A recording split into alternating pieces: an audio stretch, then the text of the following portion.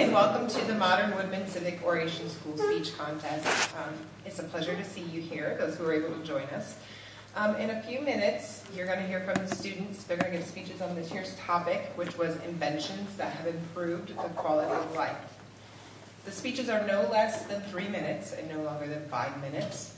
They're going to be judged on organization and material, delivery and presentation, and overall effectiveness. Imagine that you had gotten a bacterial infection in your body. You would need some sort of medicine injected into your body. That medicine would most likely be an antibiotic to kill the infection. This wonderful type of medicine can inhibit the growth of bacteria. Here's some information on why I think antibiotics are a spectacular invention and how they've improved the quality of life. This story goes all the way back to the year 1877. This is the year that two very smart physicians named Louis Pasteur and Robert Koch described the first antibiotic for pneumonia. About 5 decades later, Sir Alexander Fleming had a bit of bacteria in a bowl that just kept on growing. Sir Alexander then made a substance that stopped the growth of the bacteria. This substance was then named penicillin, the chemical compound with antibiotic properties. Antibiotics, also known as antibacterials, are a type of medication that is used in the treatment or prevention of bacterial infections. Antibiotics may either kill or inhibit the growth of bacteria. Some antibiotics may include more powerful drugs to kill the infection even faster. Now, so far, I have mentioned that antibiotics kill or inhibit the growth of bacterial infections. I also mentioned that Louis Pasteur and Robert Koch described the first antibiotic for pneumonia. And lastly, I mentioned that Sir Alexander Fleming created penicillin. Antibiotics are mostly known to do good things to the body, but there are negative effects. One negative thing about antibiotics is that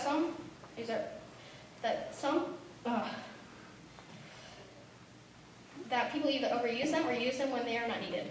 Overusing or unneeded use can build up the immune system, making it harder to kill the bacteria. Another negative effect is that some antibiotics can have harsh symptoms, including vomiting, watery diarrhea, abdominal cramps, allergic reactions, rashes on skin, and white patches on the tongue.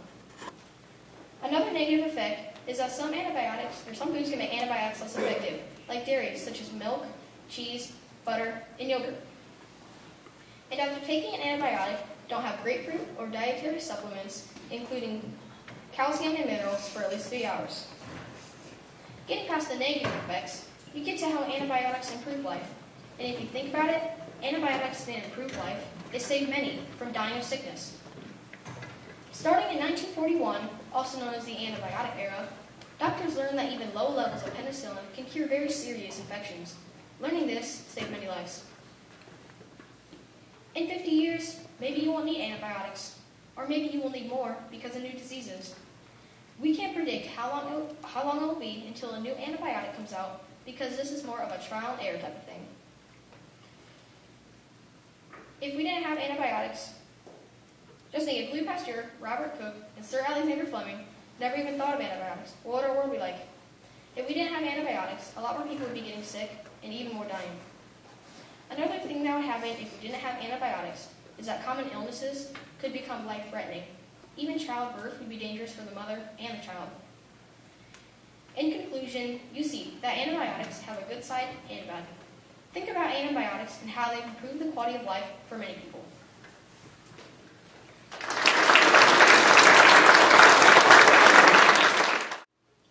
Close your eyes. That is what 1.3 million people in the U.S. see each day. Keep them closed. What would happen if you're in an unfamiliar setting and there are 2 doors? One's the boys' restroom, one's the girls'. As you walk towards the door of your choice, you get lucky. Before you open it, you feel the bumps on the side. They tell you you're heading into the wrong room. Those bumps that just saved you from embarrassment were braille. Wait, what was that word again? Braille? I know what you're thinking. Oh, I know what braille is. It's the bumpy thing on signs. Well, yes and no. It is the bumpy thing on signs, but there's so much more to it. And that's why I'm here to tell you why braille is an invention that's changed lives. Let's go back in time to Louis Braille. He's the man behind all this. In 1824, he had finally done it. A way for the blind or visually impaired to read.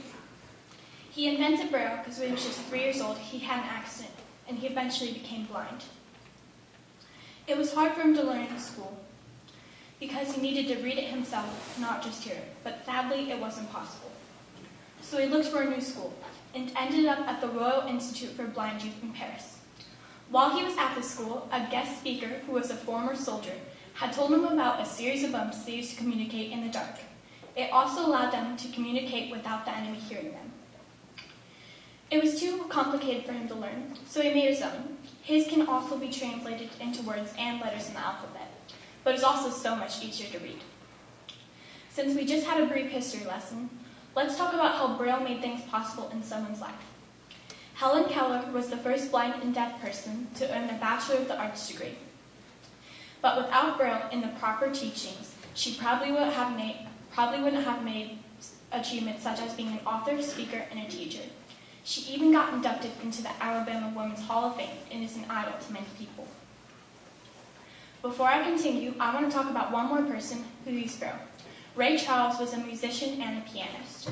He struggled at first to learn how to play because he needed to read the music with one hand and play with the other. But over time, he developed his own way, and with the help of Braille, dedication, and hard work, it paid off by helping him become world-renowned. Like Helen, he also inspired many people.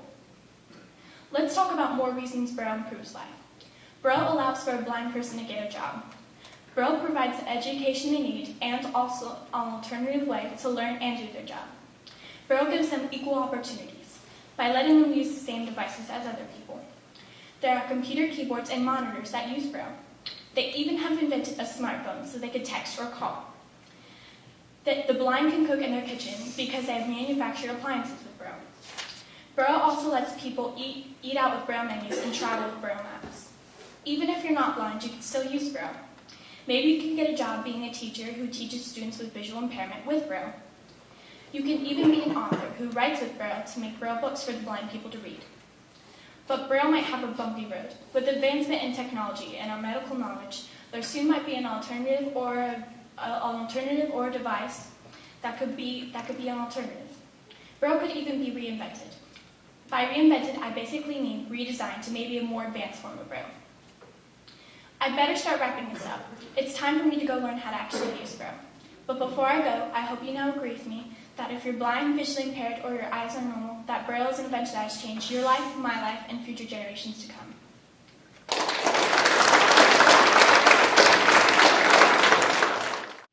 Sean Collier, a 26-year-old MIT campus police officer, is just about to hit the finish line of the Boston Marathon when suddenly there's an enormous bang, and Sean Collier is lying on the ground with so many other people. This scene transpired on April 15, 2013, but so many of the wounded are walking today due to prosthesis. From the beginning of ancient pyramids to the bombing of the Boston Marathon, prosthetics have transformed into ways for men and women to continue to live life to the fullest. My name is Braden Knippen, and I'm going to be talking about how prosthesis has improved the quality of life. The Egyptians were the first to recognize prosthesis in 950 BC, but it was Dr. Douglas Bly who invented the first prosthetic leg in 1858. It was made of bronze and iron with a wooden core. It was made to allow someone with an amputated limb continue their normal life. Without prosthetics, a great deal of people would lose the ability to live their normal life. They would not be able to enjoy physical activities they had loved so much before, such as basketball, baseball, soccer, running, biking, and swimming. After World War II, veterans were struggling to adjust to life back home, but with prosthesis, they were able to return to their normal lifestyle. Victims of the Boston Marathon bombing were dealing with the same problem. Prosthetics has allowed these people to return to their everyday lifestyle. Every year, thousands of people lose an arm or leg, and so many get to continue their normal life with prosthesis. Despite the fact upper limb prosthesis can be more complicated to master, there have been advances that make prosthetic arms and legs more lifelike than ever before. The rise in quality of prosthesis has meant that more limb amputees can return to active military duty or at least active lives. Prosthetics can be used for any situation. You could be homeless, rich, or average, but prosthetics will always benefit you. People have lost limbs for a multitude of reasons, such as an automobile accident or military warfare. Some people weren't born with limbs, and many have lost limbs due to an illness. Oscar Pistorius, also known as Blade Runner, was the first ever double amputee athlete in the Olympics. He competed in the 400-meter dash and won 6 gold, 1 silver, and 1 bronze medal.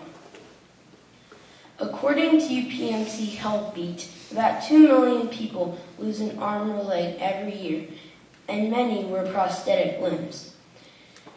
Prosthetics are mechanisms sketched out to fill in or to assist current body limbs so they operate more efficiently. There are presently prosthetic mechanisms for arms, legs, hands, eyes, joints, and teeth. There will most likely be many more prosthetic mechanisms to come. There are some negative effects to prosthesis. Limb amputees can get rashes, blisters, and skin infections with prosthesis. Prosthetics can also be expensive. According to amputee/coalition.org, using lower limb prosthesis can lead to problems with postural alignment, muscle imbalances, strains, and gait abnormalities. A poorly fitted socket can also cause trauma. In the article, Improving the Quality of Life for Users of Prosthetic Limbs, the research shows that over 90% of limb amputees achieve their mobility through the use of prosthesis.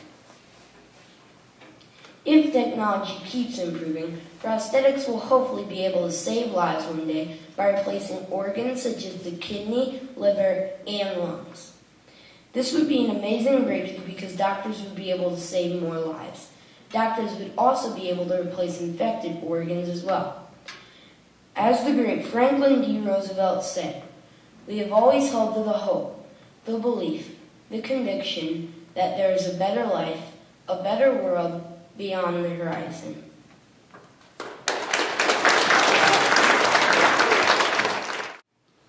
Cold, cold, cold. I just got in the shower, but the water heater is broken. Can you imagine if there was no water heater?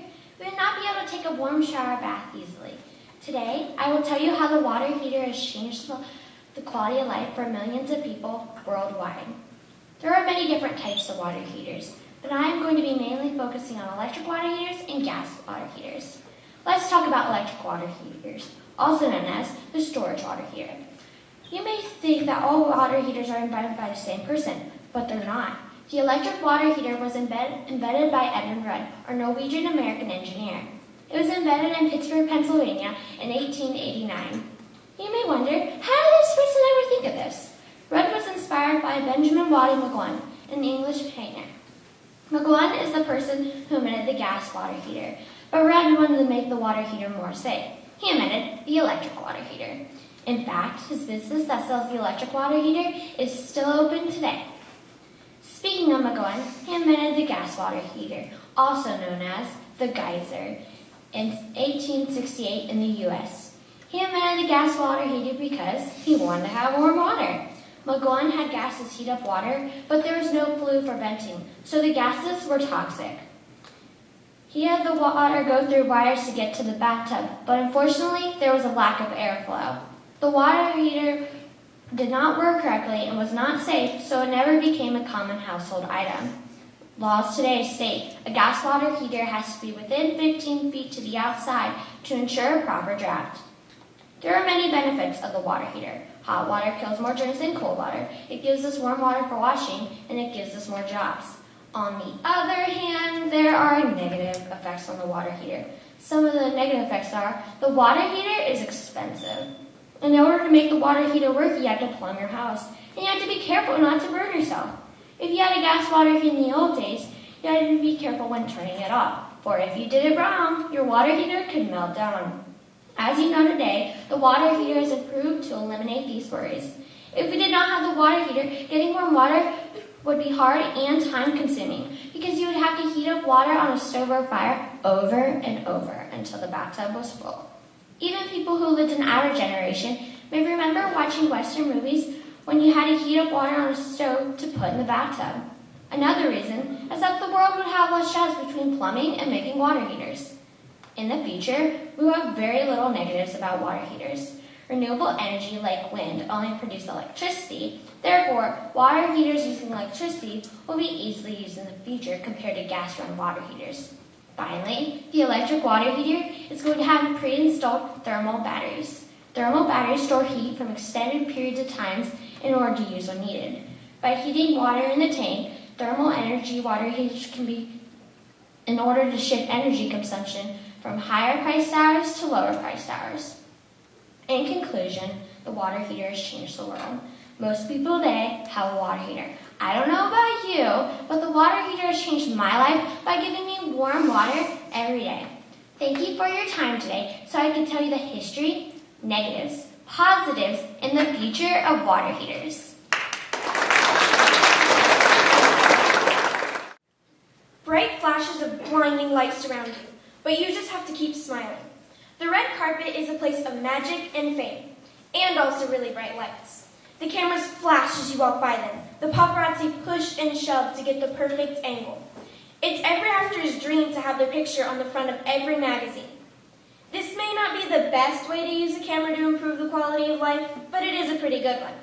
And that's exactly what I'm going to tell you about today, how the camera improved the quality of life. Now there's a long history of the camera, so let's start from the beginning. The first camera was called the camera obscura, which means dark room. This was invented in the 1500s. But then, in the early 1800s, Joseph Nicephore Niepce developed the camera obscura and took the first picture with it around 1826 and 1827. Joseph's development was not ideal, though, because it took 8 hours of light exposure to develop the image, and the image faded with time. Luckily, in 1837, Louis Daguerre invented an improved way to develop pictures called the daguerreotype. This only needed 30 minutes of light exposure. And in 1857, there was a process called the colloidal process where cameras only needed a few seconds of light exposure. In 1963, Polaroid came out with the first colored film. Imagine not being able to take colored pictures. Speaking of pictures, did you know that 1.8 billion pictures are taken every single day? 40 million of those are posted on Instagram, and 350 million are posted on Snapchat. So every second of the day, 20,833 pictures are taken. So in the time it took to read that last sentence, about 145,833 pictures were taken. Hopefully not all those were selfies. Think about it. If all we ever took was selfies, we would have no idea what some historical places look like. For example, how many people here have been to China? If you haven't, you can look up pictures of what it looks like or what they eat. Don't deny it. We all know those people who take pictures of their food before they eat it. But in this case, it's a good thing. Because with those pictures, we can experience parts of their culture. There's even 350-degree images if you really want to know what it looks like. Do you know who else will be wondering what something looks like? Your descendants. Without cameras, we would have no idea what our distant relatives or ancestors looked like. Can you think of somebody who takes way too many pictures? I can. But if you can't think of someone, that probably means it's you. But don't worry, because your descendants will be thankful for all those pictures that you took, especially the embarrassing ones. Don't forget to smile, though, because your emotions might be misread. If you don't want to smile, you could just do what I do. Pose, pose, pose.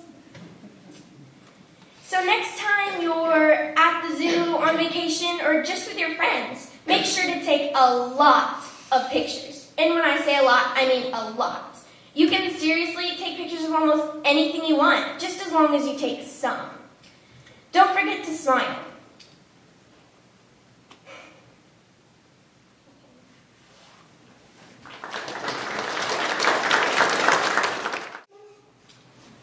When you flip a switch and the lamp drowns the room in light, you probably don't give much thought to how it works, or to the people who made it all possible. If you were obligated to acknowledge the genius behind the lamp, you might name Thomas Edison, the inventor of the incandescent light bulb. However, just as influential, or perhaps more so, was an innovative person named Nikola Tesla, who invented alternating current. Hello, fellow classmates and judges. Today I will be talking about how alternating current has improved our everyday lives. Nikola Tesla was born in what today is called Croatia. Tesla came to the United States in 1884 and briefly worked with Thomas Edison before the two parted ways. Shortly after Nikola Tesla and Thomas Edison parted ways, there was conflict between the two on how to get electricity to houses over long distances. You might be wondering why the two parted ways and what the conflict was about. The reason the two parted ways was Edison was working on a direct current motor when Tesla just began working for him. Direct current is an electric current flowing in one direction without substantial variation in magnitude. He couldn't make it work properly, and he offered $50 grand if Tesla could fix the motor. That job was easy for Tesla. Once he finished it, Edison took back the offer saying that it was a joke. Tesla took off immediately. Right after that, Edison took the patent for the direct current motor. Direct current is very costly over long distances and can be very dangerous. In contrast, Nikola Tesla invented alternating current, or AC. It is not like DC because it alternates its direction many times a second at regular intervals, typically used in about all power supplies. AC continuously is passing through 0 to a maximum positive value and to a maximum negative value. AC has been proven to be more reliable and more efficient than DC. AC is widely used all over the world, and very little people use DC. Nikola Tesla invented this, having the idea of having electricity get to places over long distances, and in a way that can be easily reduced to a safer voltage for the use in houses. AC was licensed by George Westinghouse in 1888. With the ups, there's also downs with the invention of alternating current. See, the voltage of an AC current is an RMS. An RMS is the effective value of varying voltage or current. The maximum value is 1.4 times the RMS. So basically, you need to try to avoid contact with any and all high voltage electrical conductors. Another downfall is AC is continuously changing its direction, which can be very dangerous. Some ways to overcome these downfalls are wear rubber gloves, check for water, and be careful of overloaded sockets. The intelligence of Nikola Tesla was extraordinary. He designed, constructed, and tested all of his inventions only using the power of concentration. Tesla has been said to have had obsessive-compulsive disorder, or OCD. At times, he would stay up for 84 hours straight working on his inventions and did not like other people touching his work. The power of his brilliant mind could have made him a millionaire many times over, but for him, it wasn't about the money. It was the need and obsession to invent that motivated him. Do you love microwave popcorn? I know I do. How about watching your favorite game on ESPN or charging your phone to text your friends? None of these things would be possible without Tesla's invention, alternating current. Imagine what the world would be like without having electricity. Alternating current is definitely something we take for granted. It keeps us warm, it keeps us cool, it keeps us fed. It is a privilege. Tesla's invention, alternating current, surely changed civilization as we know it.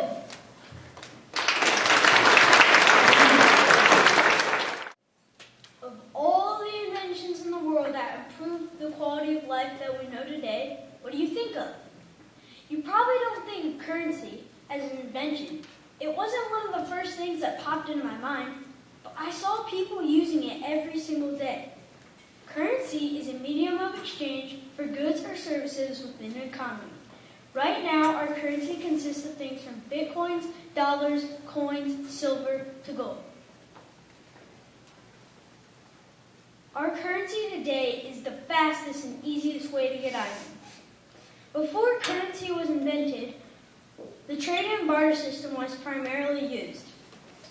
Think about this for a second. You have to bring items from place to place to trade for other items instead of just buying things with currency.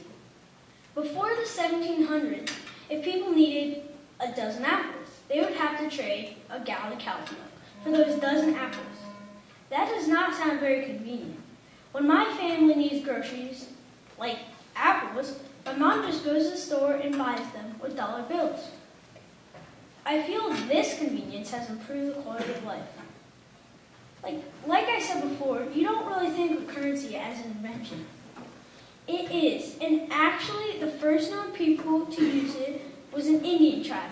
Their name was the Lydians. Around 700 BC, they started using gold and silver stamped coins. Then about 1300 years later, in 1618 AD, the first known paper bills were made in China by the Tang Dynasty. Currency is more important now than it ever was. The average person spends about $140 a day.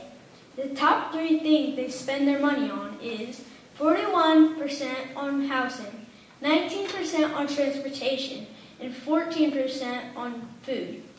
Currency makes it easier to make the transactions for these items. Think if you had to bring cow's milk and apples every time you wanted to make a mortgage. Money makes it very convenient to make these purchases, but there are also negative aspects. Since it is so easy to exchange, that also makes it easy to steal. If my mom had to carry apples and a cow in her car every time she went to the grocery store, that'd be very inconvenient. But those items would be very difficult to steal. If you take care of your money, it shouldn't be a big deal. The future of currency may look differently, be used differently, or be used electronically, but it won't go anywhere. In conclusion, currency is the best invention that improves the quality of life. Cherish currency because it is quick, efficient, and reliable. I hope you've learned about this invention and see it as one of the greatest inventions ever.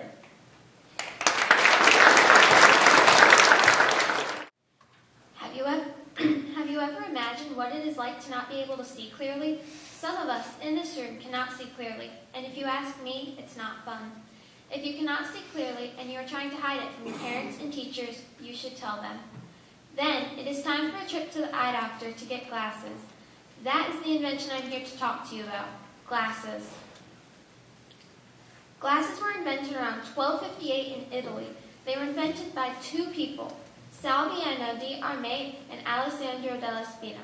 These 2 men invented glasses to help correct farsightedness. Farsightedness, in case you're wondering, is when you can see things that are close, but things that are far away look blurry. The frame of glasses used to be made of bones, sticks, or branches. The lens was made in the shape like a contact, but of course, bigger. Did you know about 64% of the population wears glasses? 25% of the population needs glasses for seeing, so 1/4 of the world cannot see that well. But that other 39% of the population who wears glasses uses them for driving, reading, or for fashion. Today, glasses are made out of many types of plastics, metals, and glass. The frame comes in many shapes, sizes, and colors. Some glasses frames are made from materials that are flexible. This is helpful so the frame is more sturdy. Glasses are amazing inventions. They help to correct many types of vision problems. Glasses perform this function by adding and subtracting focusing power to the eye's cornea and lens. The most common vision problems are farsightedness, when you can see near but not far, nearsightedness, when you can see far but not near, and astigmatism, when your eyes are not completely round. I have worn glasses in 2nd grade, but one day at recess, they broke. I had to spend most of my day without glasses. It was really hard not being able to see the things around me clearly. I remember having a hard time seeing the board and having to squint just to try to see. Once I got them back from the eye doctor, I was so happy that I was able to see clearly again. One thing that I think glasses will do in the future is cure other eye diseases than just vision. I mean, now glasses are already helping some eye problems. For example, glasses are helping some people's eyes from being cross-eyed. Yes, I know that glasses break, but imagine a life when you and your loved ones are not able to see clearly. Children would have a hard time learning in school. During sports, children would not be able to see, to make a goal in soccer or a shot in basketball. Adults would have a hard time at work, and if they mess up, it could affect their paycheck. Close your eyes and imagine reading a book, but you cannot see the words clearly. Instead, the words are little squiggly lines. For most people, this is how they see without their glasses. Now open your eyes. Isn't it great to be able to see clearly? Thanks to Salviano di Arme and Alessandro della Spina and the invention of glasses, we are able to see clearly.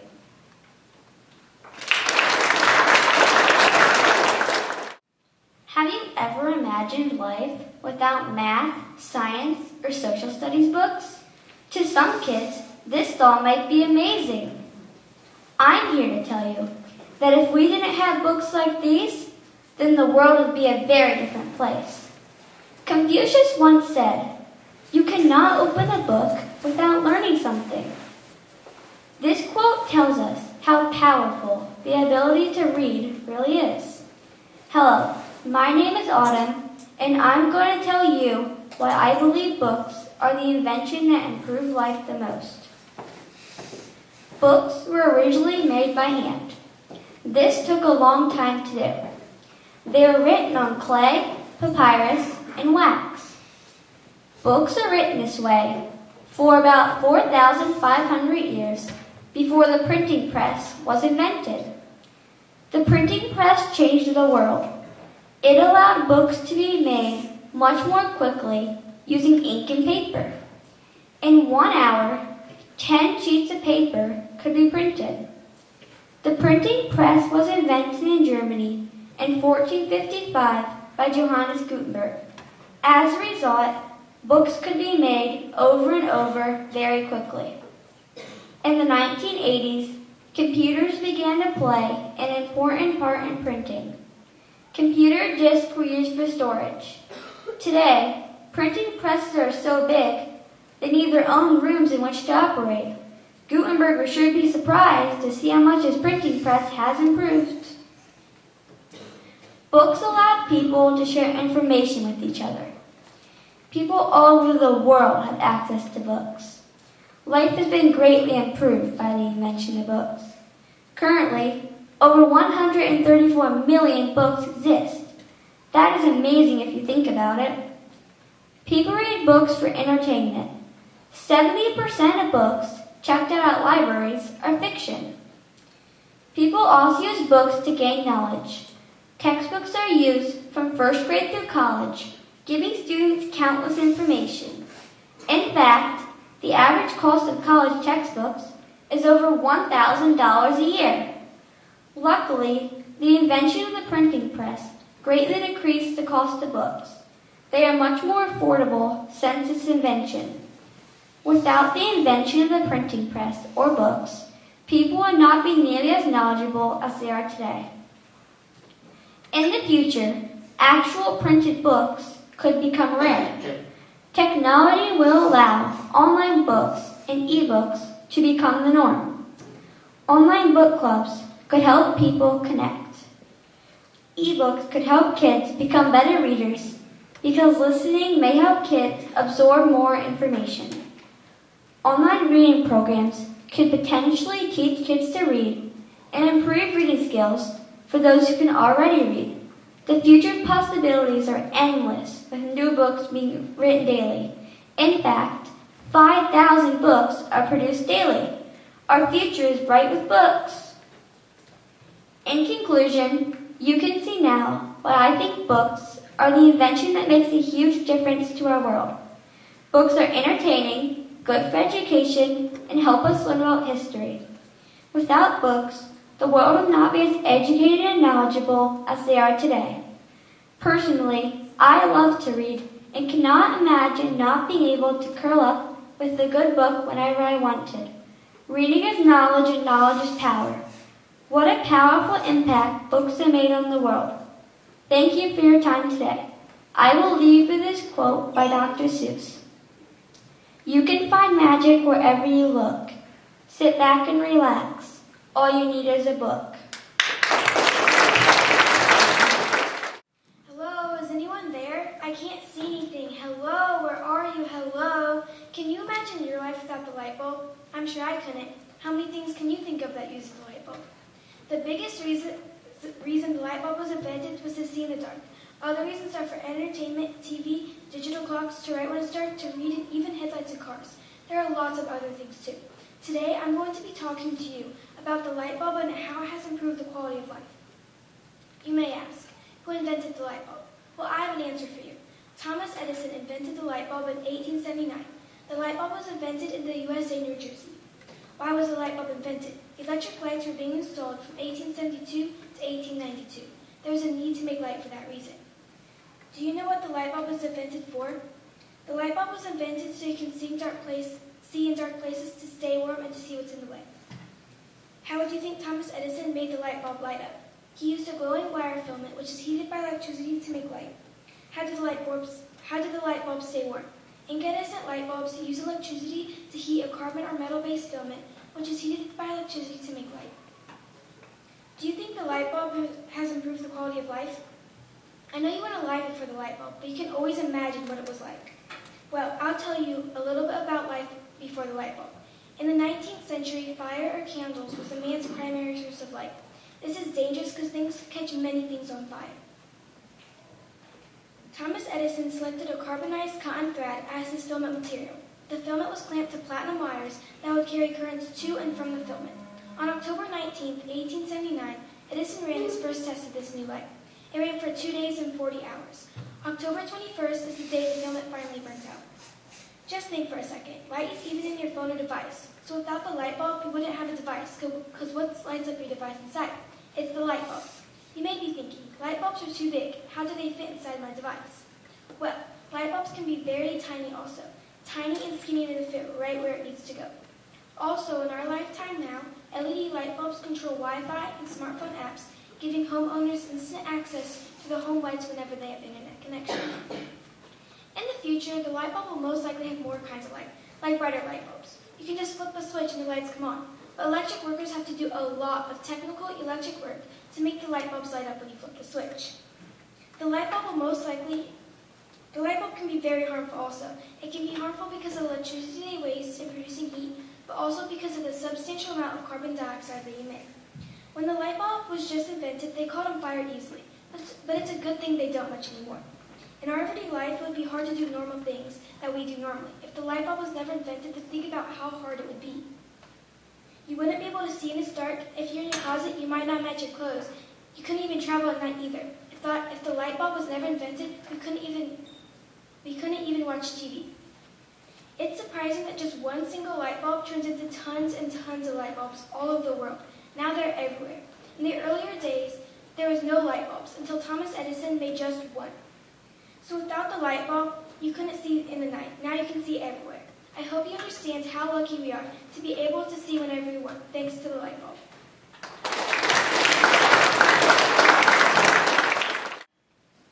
Imagine getting up to go to work, but there are no cars. How do you get there? You have to walk, ride a bike, even ride a horse.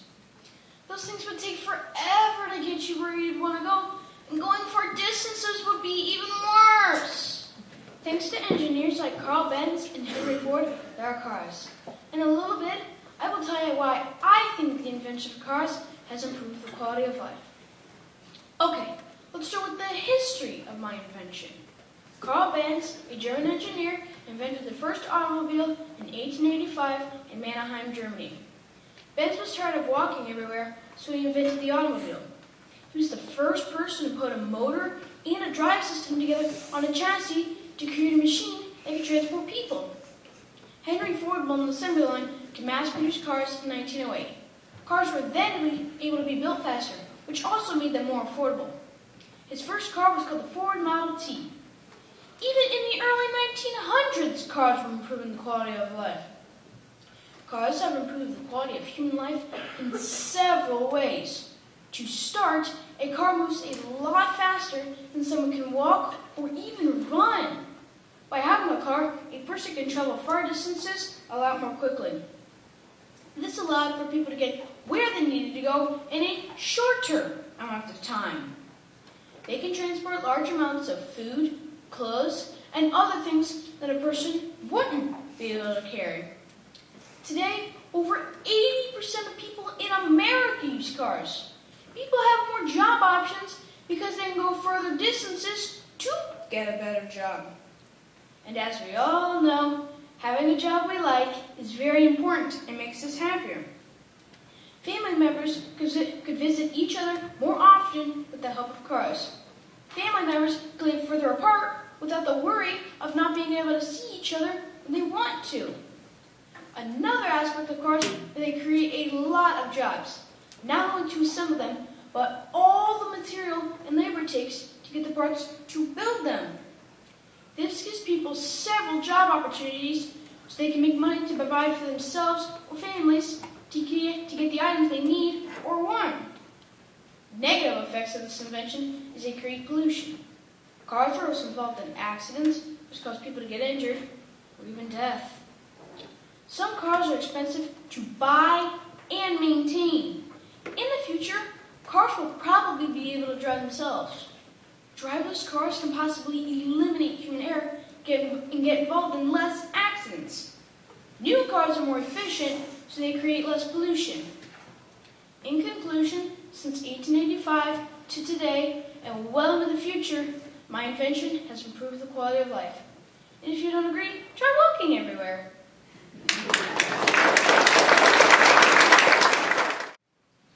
Imagine the world without Kobe Bryant, LeBron James, Michael Jordan, or Larry Bird. No Cavs, Warriors, or Bulls. Without basketball, life would be pretty boring, right? Hayward Brown once said, "Sports do not build character, they reveal it." Sports, especially basketball, impact so many lives and is much more than just a game. Hi, my name is Owen, and today I will tell you how basketball has improved life. Let's start by discussing the history of basketball. James Naismith invented basketball in 1891. He invented it in Springfield, Massachusetts. James Naismith nailed 2 peach baskets on 2 walls, 10 feet off the ground. The team that put the most balls in the basket won. You may be wondering, why did he do that? Naismith was a student teacher at the YMCA. He loved sports and kids. He invented basketball because his students needed a way to burn off energy and it was too cold to play outside. That's how the game of basketball was initially created. Basketball has had a huge impact on the world. About 450 million people play basketball. Many people use basketball as a way to exercise. Basketball burns about 700 calories in 1 hour. Another benefit of playing basketball is that it improves hand-eye coordination. People worldwide can play basketball in any climate. It can be played indoor or outdoor. Kids can benefit by learning a new skill, staying fit, and using teamwork. Adults can also stay fit and have fun. Basketball is entertaining to watch, and people may feel more relaxed when watching a game. Lastly, I ask you to consider how life would be very different if basketball wasn't invented. When you are watching your favorite basketball team play, think about the excited feeling you get. What would replace that feeling? Imagine not playing any sports in the winter. Kids would be bored and gain weight. Luckily, James Naismith invented this game, which provides us with an entertaining pastime. Without basketball, 450 million people would have to find new ways to stay fit. 22 million people go to basketball games each year. Jobs are created because of basketball. Jobs such as concessions, coaches, cameramen, referees, ticket sellers, players, trainers, and reporters. Without basketball, these jobs would not exist. Basketball gives people job security and makes money in many places. Now you know why basketball has been a smart invention that changed the world. Starting as a small, simple game in 1891, Naismith surely had no idea what the sport would turn into. Basketball provides entertainment, exercise, and helps develop skills in kids and adults. Numerous jobs have been created, and countless money has been made from this awesome game. Basketball has inspired people worldwide. One example of this is Michael Jordan, one of the best basketball players of all time. Jordan got cut from his high school team. He did not give up, though, which inspires a lot of people. I will leave you with this quote from Michael Jordan. I have missed more than 9,000 shots in my career. I have lost almost 300 games. I have been trusted to take the game-winning shot 26 times and miss. I have failed over and over again in my life, and that is why I succeeded. Thank you.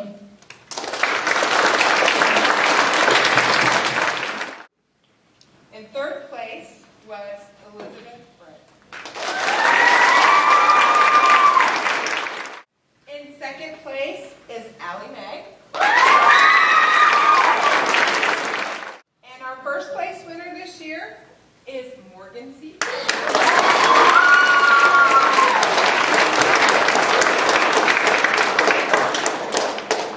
Thank you for coming today. It was good to see everybody turning out, and congratulations again to all of you.